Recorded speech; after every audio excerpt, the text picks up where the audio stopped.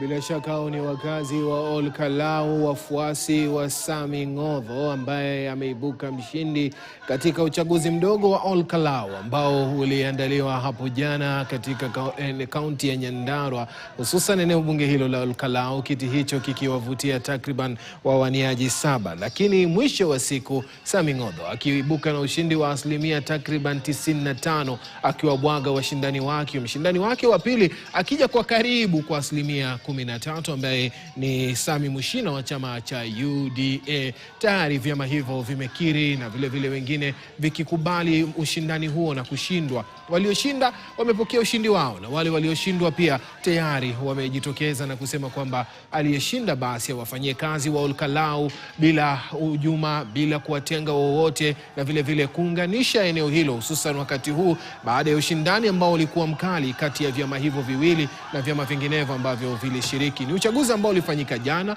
ulikuwa pia vile vile na baadhi ya vurugu katika sehemu hizo zilishuhudiwa wakati baadhi ya maafisa wa polisi walionekana wakifyatua vitoza machozi. Walikuwa wamepanda magari ya Prado, wamejificha nyuso zao na barakoa, wakirusha vitoza machozi kwa wafuasi. Vile vile baadhi ya wanahabari katika eneo lile walihujumiwa, kamera zao zikiharibiwa wakati wa purukushani hizo zilipotokea. Lakini mwisho wa siku amani ilidumishwa kweli na washindi waliibuka washindi na wakaondoka na vyeti vyao. Na baada ya kushinda kiti hicho, Kamau ambaye alipata takriban kura 33,000 aliwapongeza wakazi kwa kuweza kumchagua kuchukua nafasi hiyo na kuendeleza ule ambao ilikuwa ni kazi yake. David Kiaraho alipata kura 35,440, huku mfuasi wake wa karibu ambaye ni mwaniaji ambaye ni mshindani wa karibu akipata kura 5,450 ambaye ni Samuel